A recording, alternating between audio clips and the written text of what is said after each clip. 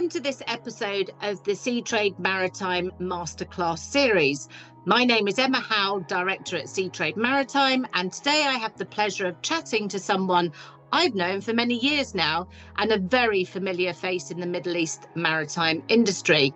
Nikhil Idnani, Honorary Secretary of the Institute of Marine Engineering, Science and Technology, referred to as IMARES, and will refer to IMARES throughout this conversation. Nikhil has a distinguished career himself, but it's his role with IMARES that we will discuss today and why industry associations are so key to keeping abreast of industry developments, networking with peers, and in Nikhil's words, establishing knowledge sharing and learning opportunities that are given primary focus in an ambience of fun and a spirit of camaraderie where each person who attends truly feels they are part of the marine team.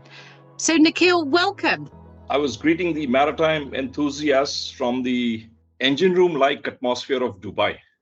Today I speak with, as Emma says, the familiar voice in the Middle East maritime fraternity, and more importantly, as the honored guest on the well-known Seatrade Maritime podcast. Emma, I believe you've hosted the creme de la creme of the industry. And of course, the burning question on my salty lips is this. Did you manage to have His Excellency Kitak Lim himself grace this magnificent platform? Oh, there is a question. No, we haven't, but it is our intention as the outgoing Kitak Lim to have a conversation with him. So watch this space, or listen to this space, I should say. Okay, so let's focus on you today, Nikhil. So coming from a seafaring family with 10 years service on board and 18 years in shore-based management roles, you've been instrumental in making IMARES UAE branch a thriving community and a regional benchmark for expertise in cutting-edge marine technology. Tell us what drives you to volunteer for the IMARES UAE branch. And it's important to mention that this is a volunteer role. This is something that you do above and beyond your day job. Emma, my gracious host, you've hit the nail on the head with your perceptive question. Why indeed do I volunteer as the secretary of the IMARES UAE branch? Well, my dear listeners, let me regale you with a tale that begins in the bygone era of 1999.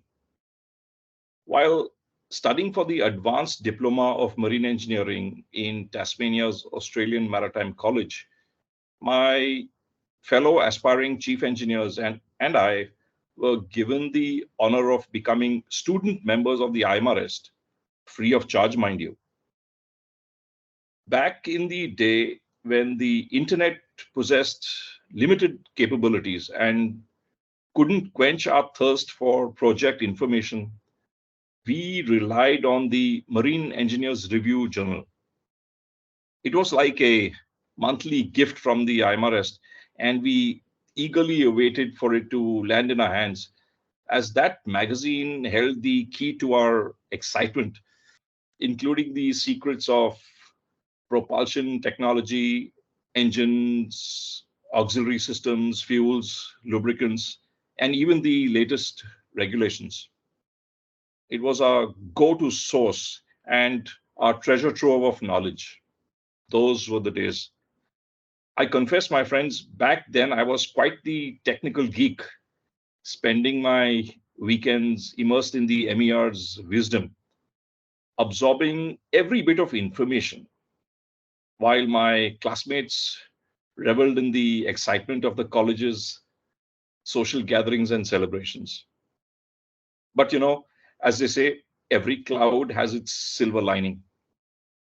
As I submitted my projects and delved deeper into my studies, armed with the MER's insights, something magical happened.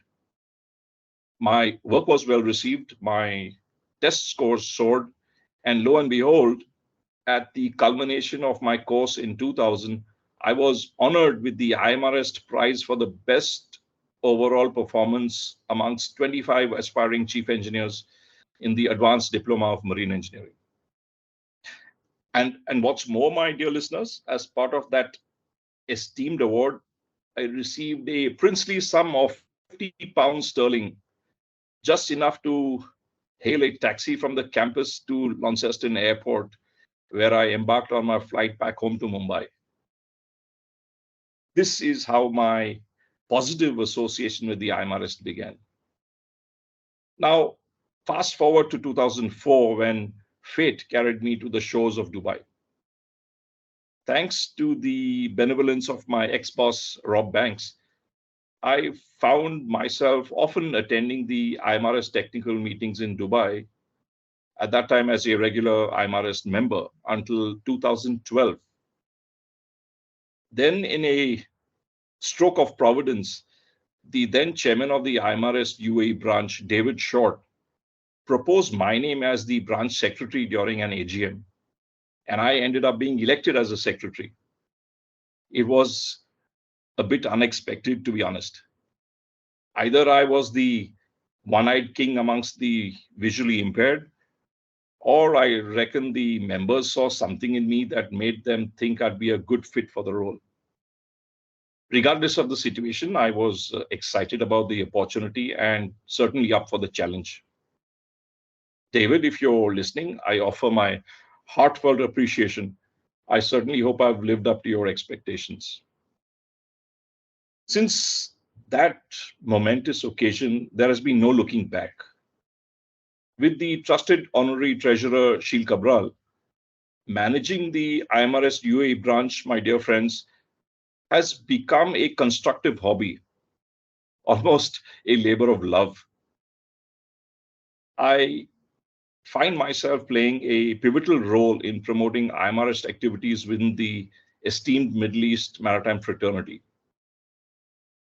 With the right attitude and integrity, our branch has expanded its horizons, forging partnerships with innovative companies at the forefront of maritime technology. And do you know what the most thrilling part is? Technical meetings have seen a 10-fold increase in attendance since I took the helm in 2012. Yes, you heard it right, my friends. We went from a measly 15 attendees prior to 2012 to an average of 150 delegates at every meeting, all eager to immerse themselves in the knowledge and camaraderie we provide. In fact, at our recent technical meeting sponsored by Chevron on the 26th of May, we were graced with the presence of 167 participants. And mind you, that count excludes myself and the two charming hostesses. You see, my dear Emma, it's in my blood, in my very DNA. Like you correctly highlighted, I hail from a seafaring family with captains aplenty. It's only natural that I strive to cultivate an extraordinary marine community where compatible professionals can thrive. And let me not forget the benevolent traits I've inherited from my grandmother and mother, who dedicated their lives to social work. I reckon in their footsteps I walk, embracing the opportunity to serve and give back. So, Emma, when you ask, why me? Why take on this voluntary role? I say, why not? Someone must do it, after all. And who better, a passionate marine engineer like myself? I'm here steering the ship of the IMARIST UAE branch with a steadfast commitment to uphold the values of the IMARIST, which is more or less in line with my personal ethos, to create a maritime world that brims with excellence and benevolence. If IMARIST were a woman, I believe our minds would sail together, united in a perfect sea of shared purpose and passion. Well, Nikhil, that was fascinating so far, and I think you well answered the reason of why you volunteer. But what I would say is that not everybody does volunteer, and therefore Yes. credit where credit is due. And obviously, to have achieved what you have by way of growth for IMAREST UAE is exceptional. Keeping on IMAREST, I mean, who can join IMAREST and who should join? And I think we've kind of talked about some of the benefits of becoming a member, and that's obviously the incredible hosted meetings that you gather so many people from the industry at. But what else are the benefits? You see, the IMAREST isn't your average run-of-the-mill club. Oh no, we've got Marine written in bold uppercase letters in our logo. Just to let you know, we are all about bringing together marine professionals from all fields. Whether you're a fresh-faced student eager to dive into the depths of marine engineering, like the operations manager of Steel Corps, Ruben Dias, or you're a seasoned mariner with years of experience, like Captain Tony Field, ex-vice president of LR Middle East, the IMAREST has got a place for you. If you're new, we can connect you with a mentor. If you're experienced, you can become a mentor yourself. Join the IMAREST and find your place in the industry, says the UAE branch secretary. Membership with the IMAREST comes, I believe, with a treasure trove of benefits tailored to your grade. Personally, I can attest to the wonders it has done for me. Not only has it supported my professional development, but it has also propelled me onto this esteemed Seatrade Maritime podcast.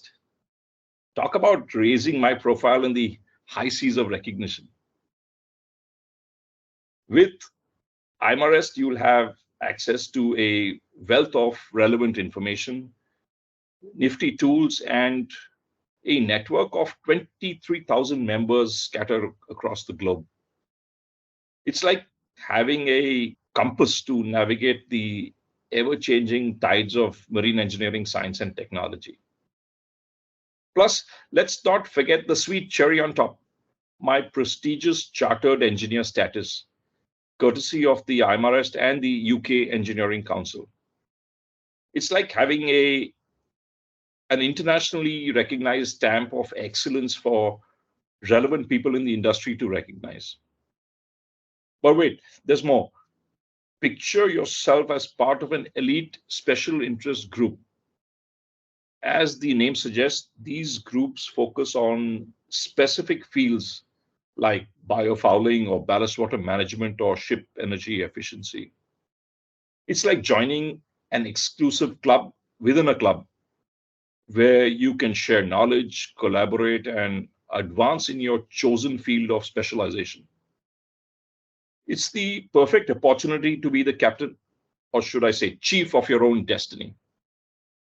So, me hearties, if you're intrigued and thirsting for more details about the bountiful benefits of IMAREST membership, look no further than our trusty website, imarest.org. And if you're a fine soul from the Middle East seeking to join our ranks, please reach out to me via our lovely Emma, or track me down through LinkedIn, or you can find my contact details on the IMAREST UAE branch page. Ready to welcome you on board. That's great, Nikhil. Thank you. It actually leads me to another question, and that is, why is it important to be a member of an association? And obviously, with so many different associations out there, which is great for the maritime and shipping community, you can't be a member of all of them. Time simply doesn't allow. But how do you pick the right one? Yeah, being part of an appropriate association comes with numerous benefits. For example, you gain access to valuable industry information through conferences and discussions, staying up to date, and exchanging best practices. Networking is crucial too. connecting you with like-minded professionals who can foster business and personal growth. At this stage, I'm reminded of Mr. Leroy Dias, the managing director of SteelCorp, who's involved in various professional associations. While he doesn't talk much about his attendance at corrosion engineers and protective coatings meetings, he actively participates in the IMRS UAE branch meetings. Leroy's contagious enthusiasm and great sense of humor make him an asset at our gatherings. Although I'm shooting the gun off his shoulder, Leroy's LinkedIn comments reveal how he has greatly benefited from meeting customers and establishing valuable connections at the IMRS meetings throughout the years. Moving on from amiable men to honing skills, associations also offer educational programs and certifications for continuous professional development, boosting your skill sets and credibility. On top of that, they also offer a supportive community where you can get guidance and mentorship, and at the same time build professional recognition and trust. When choosing an association, focus on benefits aligned with your goals. With the right association, your professional journey can thrive. While a successful person finds the appropriate place for himself or herself, I believe a successful leader finds the right place for others.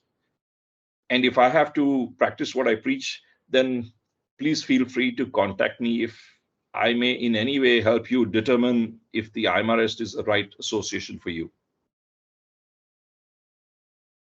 Thank you, Nikhil. And I guess a question that is an obvious lead on from that is, should somebody want to join and come and see what an IMRS meeting looks like, what would they expect? What do you consider a normal IMRS UAE meeting? Friends, let me share the exciting 26th May meeting of the IMRS UAE branch with Chevron. It was an incredible event where we embarked on a journey filled with insights and connections. Imagine an evening of elegance and marine expertise set against the backdrop of Dubai's glamorous Palm Jumeirah. We joined forces with Chevron, obviously a formidable player in the oil and gas industry, in fact, ranked 16th in the Fortune 500. And here's some great news. We extended a free invitation to all who wanted to enhance their marine knowledge. We warmly welcomed non-members into our marine community, creating an inclusive atmosphere. The topic of the evening was energy transition in marine fuels, lubricants, and engine developments, which couldn't be timelier in our ever-evolving industry.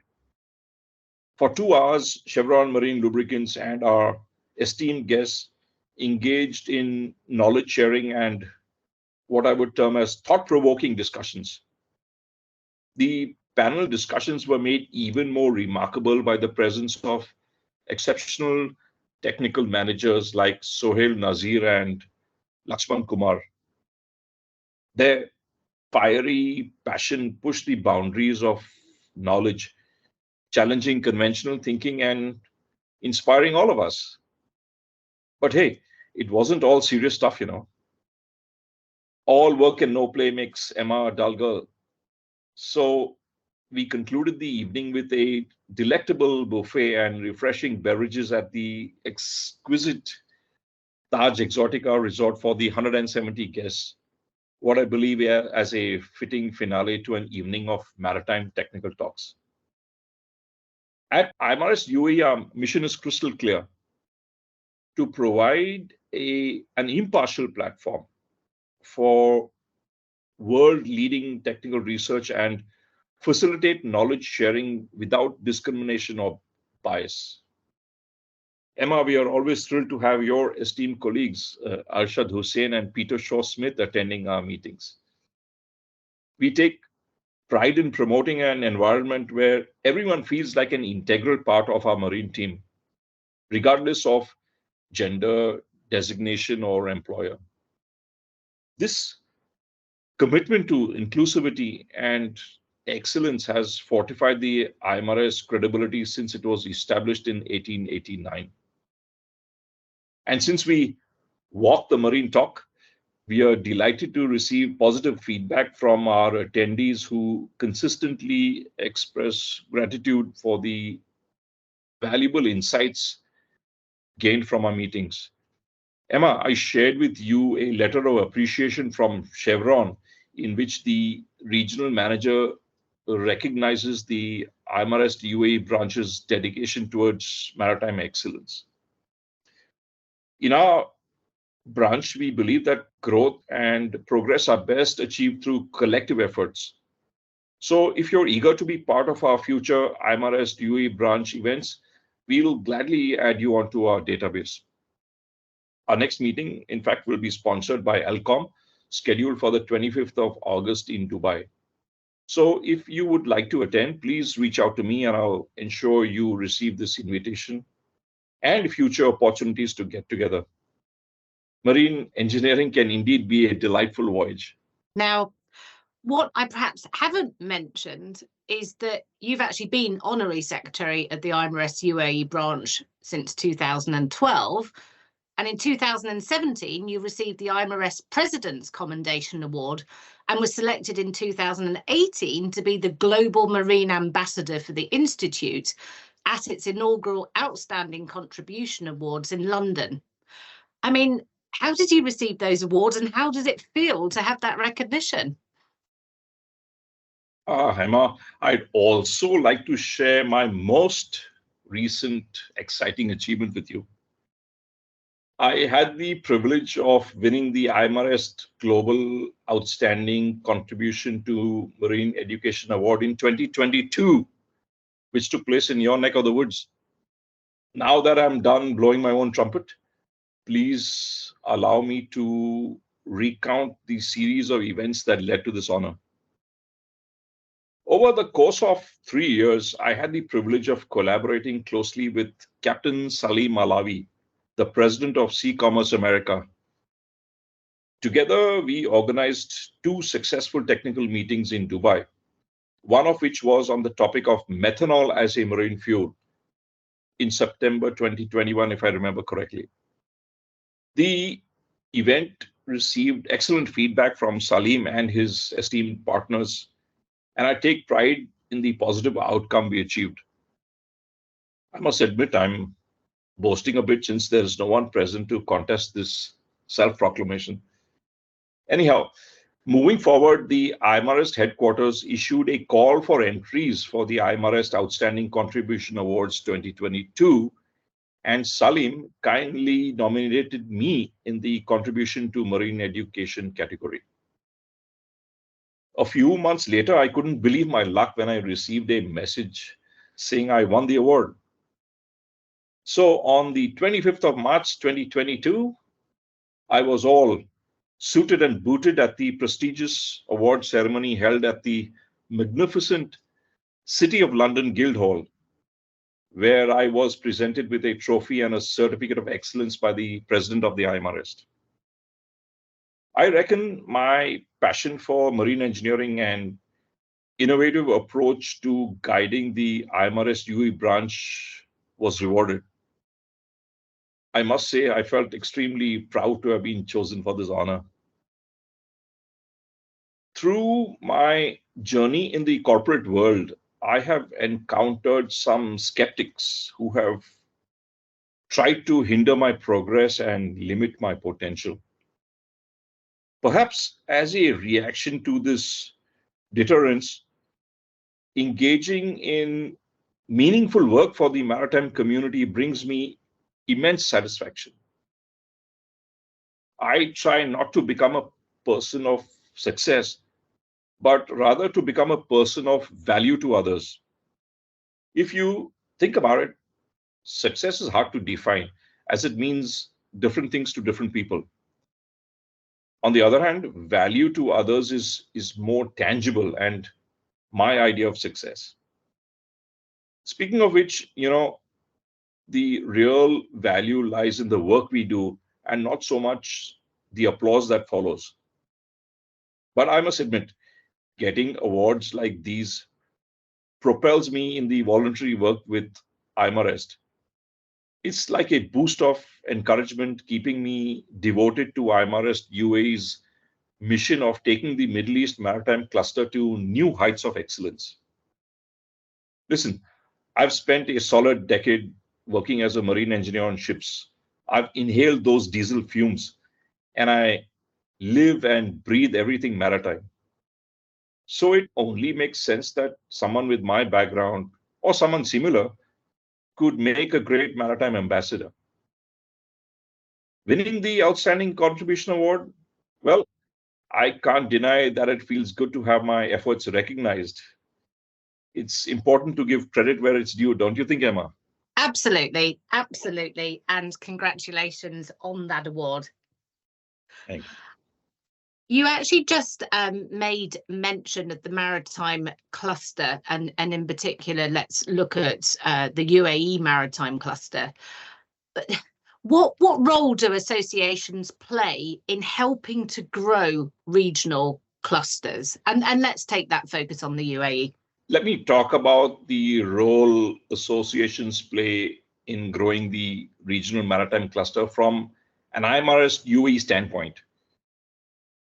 Without wanting to toot our own horn and having knowledge of regional maritime activities since 2004, I consider the IMAREST UAE branch a remarkable organization that fosters maritime excellence and connections within the UAE's maritime industry. We've had some standout achievements that showcase our dedication. One notable event is TriStar Maritime's Safety at Sea annual conference, a prestigious gathering under the patronage of the UAE Ministry of Energy and Infrastructure. As the IMAREST branch lead, I successfully moderated the conferences in both 2021 and 2022, attracting industry leaders who value the well-being of merchant mariners. Additionally, our long-standing partnership with Seatrade Maritime has been fruitful. This year, the IMAREST UAE branch hosted the Innovation Incubator Pitch session at the Seatrade Middle East Maritime Logistics Conference, with great help from your colleagues Karina, Desi, and Joanna. We discussed at that session cutting-edge technologies and projects set to enhance the shipping industry's efficiency. We are proud to be recognized as one of the leading marine technical organizations in the Middle East. Our reputation has caught the attention of industry giants like oil majors, large OEMs, and IACS members who seek to collaborate.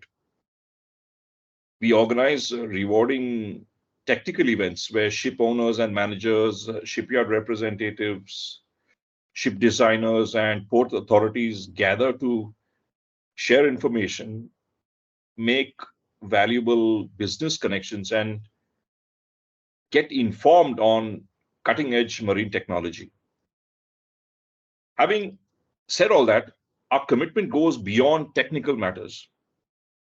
We strive to shape a sustainable world, honoring individuals who share our noble cause. Captain Zarir Irani, Managing Director of Constellation Marine Services, partnered with us in a webinar, giving voice to the master of the Ever Given container ship during its grounding in the Suez Canal. Zarir's empathetic leadership and dedication to seafarers' welfare earned him the Branch Outstanding Contribution Award. Through individuals like Zarir, we drive positive change in the maritime industry. And speaking of change, IMAREST UAE is all about inclusivity. we hosted an inspiring meeting featuring the remarkable Miss Nyari Nain, a trailblazing superintendent engineer. Her courageous account of the challenges faced by women working on board ships sparked an engaging discussion amongst our 55 guests. I shared with you, Emma, an email from Nyari in which she endorsed the IMRS UAE branch for our genuine support of diversity and inclusion. We truly believe that unity and diversity makes us stronger as a community. So, dear listener, come join us on this exciting voyage as the IMRS charts its course, accelerating change, and the UAE branch supporting the UAE's vision of becoming a global maritime hub. Let's make waves together. I like that, Nikhil. I'm going to focus a little bit on you. At the very beginning of this conversation, I mentioned that I've known you probably for a decade or more, which, of course, being so young seems impossible. But but one thing I will say, it's clear you like a public platform. I've seen you on stage more times than I have fingers, and you're supremely confident when you are on stage. And that's not a skill that everybody has, but I think many people would like to have. How did you grow your confidence, and what tips might you have for members who are less confident about taking to the stage? The tale of a transformative journey in public speaking, where personal triumph and unexpected beginnings intertwine. In 1986, my determined mother set the wheels in motion for my voyage of what I would say self-discovery. Reluctant at first, I found myself enrolled in a public speaking course that would change my life. As the course progressed, I discovered a newfound enjoyment in the art of public speaking. Through dedicated practice, seeking feedback, and refining my delivery, I gradually built confidence in my message. My advice to you, dear listener, is to start small. Begin with familiar audiences and gradually expand your comfort zone, growing more confident with each successful performance. Remember, even seasoned speakers experience nerves. Only the wearer knows where the shoe pinches.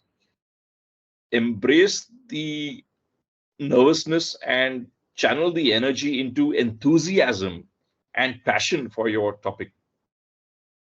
Confidence in public speaking is a skill that develops over time. So be patient and seize every opportunity to take to the stage.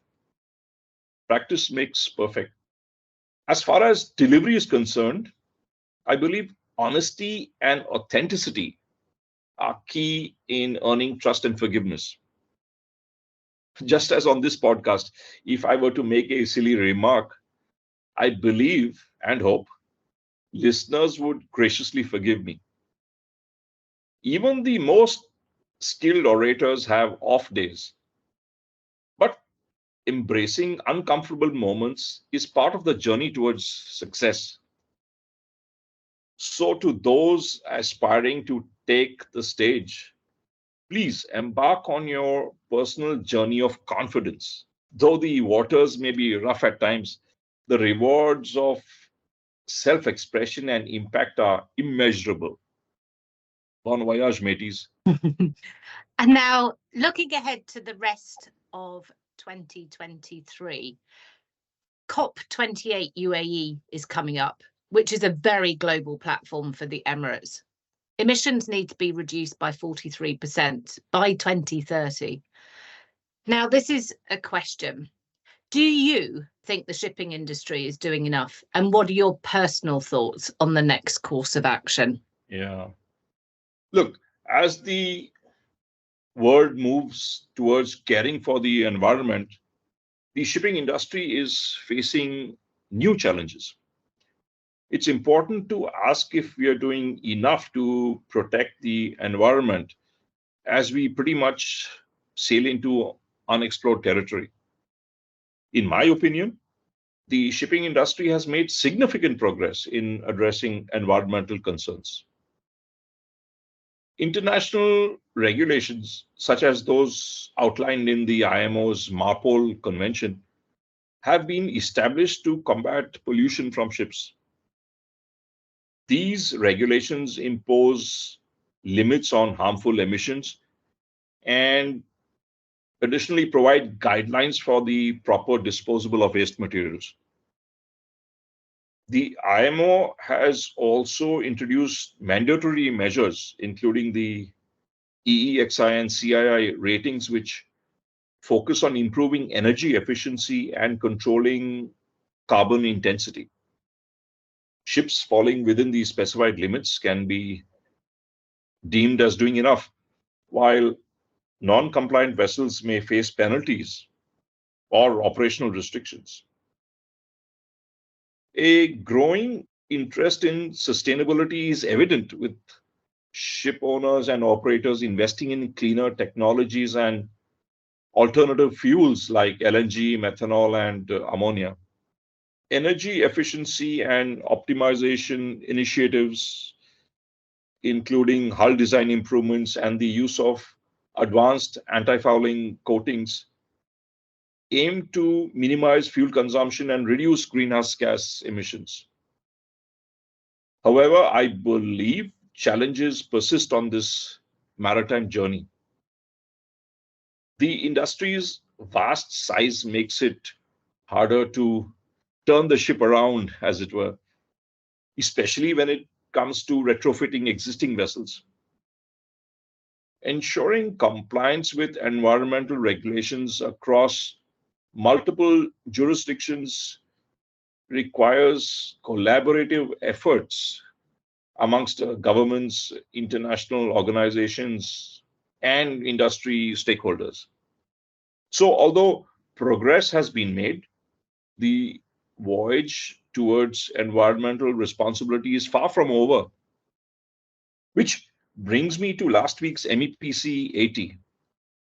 While the jury is still out on the significance of the revised GHG strategy, and like you asked, Emma, is the industry doing enough within a reasonable time span? Call me naive if you will, but I am more optimistic about shipping's intention to decarbonize with meetings such as the MEPC and COP28 to keep the Paris goal of a cap on temperature increase alive. Of course, continued collaboration, innovation, and collective action are necessary to create a sustainable maritime future. Like the timeless message conveyed in Michael Jackson's Earth Song, we must reflect on our responsibility to protect and preserve the earth, uniting to ensure the seas remain pristine for generations to come. And on that melodious green note, I hand over the con to you, Captain Emma. Brilliant. Nikhil, it's been an absolute delight to talk to you. I think we've covered so much here, from a little bit of personal background on yourself, a lot about IMAREST UAE, which I'm sure has encouraged many of our listeners to come and explore and see what that's all about, and also a little bit looking at the maritime cluster for the UAE as well. I hope everybody's enjoyed this. As Nikhil has said, do reach out to him. There are multiple ways that you can do that, through LinkedIn, myself, through imarest.org, I think you said, Nikhil. And we look forward to you enjoying this episode, and thank you, Nikhil. Thank you, Emma.